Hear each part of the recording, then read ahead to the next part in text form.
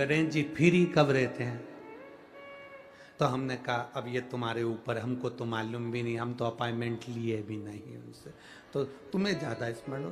तो किन लगे आप शंकर जी की कथा करते हो, आपको नहीं मालूम कि गणेश जी कब फ्री रहते हैं? हमने कहा गणेश जी फ्री रहने का केवल एक समय होता है, एक टाइम होता है, एक पल होता है, एक घड़ी होती है कि गणेश जी महाराज हमारे घर में आ गए। गणेश जी की सबसे पहली जो आरती हो, उस आरती के समय पर अगर धूप बत्ती जलाई जाए या गोबरी को जलाकर उसमें गूगल छोड़ी जाए और गूगल छोड़ने के बाद गणेश जी का नाम ध्रुम वर्ण कह दिया जाए, तो गणेश जी को तुम्हारे घर की पूजा स्वीकार करना पड़ती है। बस वो समय हम जानते, हम तो बस उतना जानते हैं कि शिव महापुराण में लिखा और मुद्गल पुराण में लिखा, गणेश पुराण में लिखा, गणेश जी का एक नाम होता है ध्रुम वर्ण। क्या नाम है? ध्रुम वर्ण गणेश जी का एक नाम होता है। जब हम धूप जलाकर और धूप लगाने के बाद में गणेश जी की सबसे पहली आरती करने के पहले अगर हम सबसे पहली आरती गणेश जी की कर रहे हो, अपने घर में स्थापना कर रहे हो, बिठा रहे हो, और तुम चाहते हो कि गणेश जी मेरे घर में आके मेरी पूजा को स्वीकार करें और जो मांगू मेरा गणेश मुझे दे 10 दिन के अंदर, तो पहला नाम लेकर पुकार लेना ध्रुम वर्ण विनायक, बैठो, बस काम हो गया। वो फ्री होकर आता है, वो बैठता है अलमस्तता में बैठता। गणेश जी की प्रियता है दुर्वा। क्या प्रियता है? दुर्वा। कितनी दुर्वा गणेश जी को समर्पित करी जाती है? मात्र 5। कितनी? आज के जमाने में लोग गट्ठा बनाकर चढ़ा दें, वो अपनी जगह पर है। 5 दुर्वा पंचम इंद्रियों को वश में करने के लिए और भगवान के 5 जो स्वरूप हैं उनको अपने भीतर उतारने के लिए पंच दुर्वा। और दुर्वा में भी 3 गांठ। जब दुर्वा समर्पित करी जाती है तो उसमें नीचे दुर्वा की डंडी पर गांठ रहती है, 3 छोटी छोटी गांठें होना चाहिए। कितनी गांठ? जो भगवान को समर्पित करी जाए। आज मालिनी को बहुत तकलीफ दे रही है, तो सफेद दुर्वा, जहां पानी वाला स्त्रोत होता है, जहां पानी भरा हुआ होता है, वहां पर एक दुर्वा लगी होती है, सफेद दुर्वा। जैसे हरी दुर्वा होती है ना गणेश जी को चढ़ाने वाली, ऐसी सफेद दुर्वा होती है। वो सफेद दुर्वा बालचंद्रेश महादेव को चंद्रमा पे से घुमाकर शिव जी को समर्पित करना है। उसी को लेकर आकर सुबेरे शिव जी का बालचंद्रेश महादेव नाम लेकर उस दुर्वा को खाना है और शिव जी पर जल चढ़ाकर उसका आचमन करना है। जल बाबा चाहेगा तो कुछ दिन में वो पत्थरी अपने आप कहीं निकल ही जाएगी और आपको तकलीफ नहीं। बालचंद्रेश महादेव। आप शिव की आराधना जो करते हैं, शंकर का जो आराधना करते हैं, शिव स्मरण करते हैं, शंकर का नाम का जाप करते हैं, शिव भक्ति में जो डूबते हैं, उसका एक सुख आनंद करने वाला महाराज। माता पार्वती जी रो रही हैं। शिव जी ने कहा तू क्यों रोती है? तेरे रोने का कारण क्या है? क्यों रो रही है? किस लिए रो रही है? प्रभु, मेरा पुत्र आज मुझे गलत दृष्टि से देख रहा है, इसलिए मुझे रोना आ रहा है। शिव जी ने कहा चिंता मत कर, इसका अंतिम समय आ गया। जब व्यक्ति अगर माता को गलत दृष्टि से देखने लगे तो उसका अंतिम समय आने में देरी नहीं लगती। शिव जी ने उसी समय पर काल भैरव को प्रकट करा और भैरव को प्रकट कर कर उसी समय पर भगवान शंकर ने उस अंधकासुर के प्राणों को हर लिया। भगवान देवाधिदेव महादेव उस स्थान पर खड़े होकर स्वयं काल भैरव को वर प्रदान कर देते हैं। हे भैरव, तो जगत के कल्याण के लिए तेरा प्रागट्य हो, जगत कल्याण के। ये श्रंभेश्वर महादेव जो नाम है,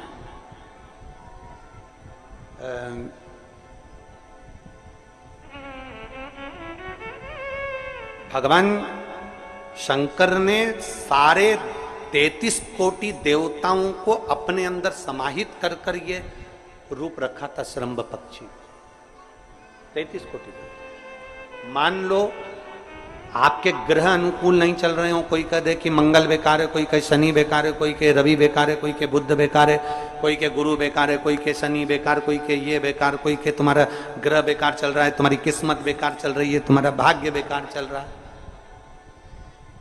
तो पहले तो जो तुमसे कह दे कि तेरा भाग्य बेकार चल रहा है, उसके चरण छू के उसको प्रणाम करके वापिस आ जाओ। क्यों?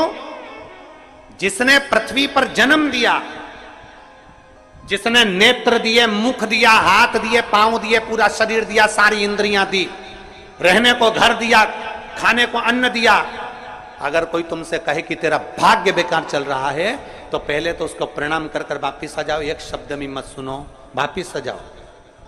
क्योंकि दुनिया में आप सबसे ज्यादा भाग्यशाली हो जो भगवान ने आपको पृथ्वी पर पैदा करा। कुत्ता बना के पैदा नहीं करा, जानवर बनाकर पैदा नहीं करा, झिंगुर और कीट पतंगा बनाकर पैदा नहीं करा, सड़ते हुए कुत्ते के शरीर में इल्ली पड़ जाती है वो बनाकर पैदा नहीं करा, कीड़ा चूहा बनाकर पैदा नहीं करा। मेरे भगवान ने तुम्हें मनुष्य बनाकर पैदा करा है। जितने पृथ्वी पर मानव पैदा होते हैं ये अपने आप में भाग्यशाली होते हैं, कोई अभागा पैदा नहीं होता। कोई तुमसे कह दे तेरा भाग्य बेकार चल रहा है, तेरी किस्मत बेकार चल रही है, उसके पांव पड़ो, वहां से निकल लो, अपनी पत्रिका लपेटो और वापिस सजाओ जन्म पत्रिका लेकर। भाग्य तुम्हारा बेकार नहीं है, तुम्हारी किस्मत बेकार नहीं है। भाग्य उसका बेकार है जो तुमको कह रहा है कि तुम भाग्यशाली नहीं हो, तुम किस्मत वाले नहीं। भाग्य उसका बेकार है जो पृथ्वी पर जन्म ले लेता है, शंकर जी के मंदिर में एक लोटा जल चढ़ाना चालू कर देता है, शंकर के मंदिर में झाड़ू पोछा करना प्रारंभ कर देता है, वो कभी भी अभागा नहीं होता, वो भाग्यशाली ही होता है। वो अभागा नहीं है, वो भाग्यशाली है। और जितने पृथ्वी पर मनुष्य जन्म है, चाहे वो छोटे से छोटा, बड़े से बड़ा, आपका हाथ पैर शरीर सब भगवान ने दिया है, आपको करोड़पति बनाकर पैदा करा है, फिर भी आप अपने आप को अगर अभागा समझते हो तो आपके ऊपर है। किस्मत वाले हो, करोड़पति बनाकर भेजा है।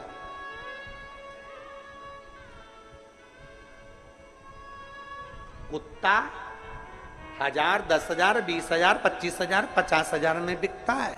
तुम्हें तो भगवान ने 2-2 किडनी दिए, अभी बेचिए 20-20 लाख में, यूं बिक जाएगी। भगवान ने नेत्र दिए 50-50 लाख में, अभी बिक जाए 5 लाख में। एक एक शरीर भगवान ने कीमत वाला बनाकर भेजा है। किसी डॉक्टर के पास बैठना और पूछना कि कौन से अंग की कितनी कीमत होती है, वो डॉक्टर बता देगा कि तुम्हारे शरीर की क्या कीमत है। और उसके बाद भी कहते हो कि हम अभागे। बताने वाला कह देता कि तुम भाग्यहीन हो, तुम भाग्यशाली नहीं हो, तुम किस्मत वाले नहीं हो। वहां से पत्रिका उठा उठ चल दो, कहते मेरे बाबा ने मुझे भाग्यशाली बनाकर भेजा है।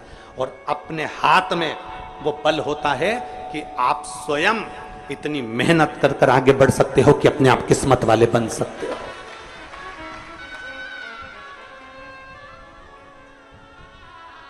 अपने आप। और हम तो बाबा चलते हैं। आप स्वयं भाग्यशाली हैं, आप स्वयं किस्मत वाले हैं। कोई कैसे कहते तुमको कि तुम अभागे हो? ना ना, हमारे बराबर भाग्य नहीं है किसी का।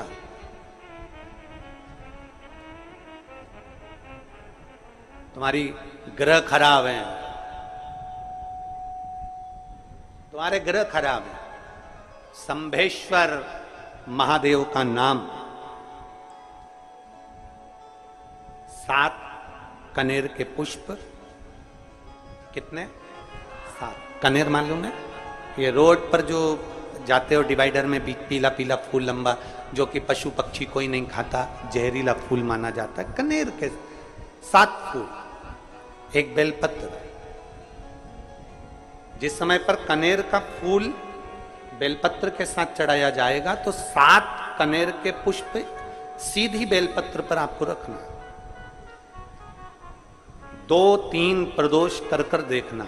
अगर कोई आपसे कहे कि आपका भाग्य ठीक नहीं चल रहा, आपकी किस्मत ठीक नहीं चल रही, आपके ग्रह ठीक नहीं चल रहा है, आप भाग्यशाली नहीं हो, पहले तो वहां से उठ जाओ। उसके बाद में देवाधिदेव महादेव के पास 7 कनेर के पुष्प एक बेलपत्र में रखकर नंदीश्वर के पास में बैठकर श्री शिवाय नमस्तुभ्यम बोलकर अशोक सुंदरी वाली जगह पर स्पर्श कराकर भगवान शंकर पर 7 फूल के साथ बेलपत्री की डंडी अशोक सुंदरी की साइड हो, ऐसा स्मरण करते हुए शिव को समर्पित कर दे। वही बेलपत्री 5 बार नमः शिवाय या पंचाक्षर मंत्र, षडाक्षर मंत्र या श्री शिवाय नमस्तुभ्यम बोलकर वही बेलपत्री 3 प्रदोष, 4 प्रदोष, 5 प्रदोष, 2 प्रदोष, जितने प्रदोष आप चढ़ा रहे हैं प्रदोष काल में, वो बेलपत्री लाकर अपने कक्ष में अपने पूजन वाले स्थान पर रखते जाओ। एक बेलपत्री एक प्रदोष पर लाओगे, अगला प्रदोष आएगा, कितना अंतर पड़ता है आपके भाग्य बदलने में, आपको खुद मालूम पड़ जाएगा कि आपकी किस्मत कैसे बदल गई।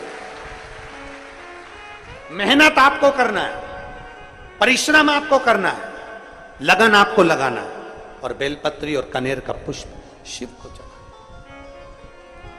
तो जो चतुर्थी का पूजन करने वाली होती है, जो चतुर्थी का नियम व्रत धारण करने वाली होती हैं, बड़ी बड़ी चतुर्थियां करती हैं या उसका नियम धारण करती हैं, तो चतुर्थी का जो पूजन करती है वो किस चीज के लिए होता है? केवल संतान, पुत्र, परिवार, हमारा कुटुंब, हम जिस कुल में हैं, हमारा कुल वैभव की ओर बढ़े, संपदा की ओर बढ़े और उसकी आयु बढ़े, उसकी आयु बढ़े, वैभव बढ़े। चतुर्थी के दिन 7 गांठ वाली दुर्वा 21 ले लो और चतुर्थी के दिन गणेश जी को समर्पित कर दो। पंचमी तिथि को उस दुर्वा को उठाकर दूध में डाल दो और उस दुर्वा को दूध में डालकर उस दूध में उस दुर्वा को मल लो, और जिसके सफेद चमड़ी पड़ गई हो, चर्म रोग हो गया हो, उस दूध को उस दुर्वा के साथ, दूध नहीं भी हो तो पंचमी के दिन दुर्वा का लेपन शरीर पर कर लें। आधे घंटे तक करने पर पंचमी को प्रदोष काल में स्नान कर लें। महाराज आपको चर्म रोग में आराम लग जाएगा, सफेद चमड़ी अपने असली रंग में आना प्रारंभ हो जाएगी। आज भी नियम है, जिसके घर में ज्यादा चूहे होते हैं ना, 5 लड्डू चतुर्थी के दिन सोबरी ऋषि के नाम लेकर घर में रख दो, जिंदगी में कभी चूहा नुकसान नहीं करेगा घर में।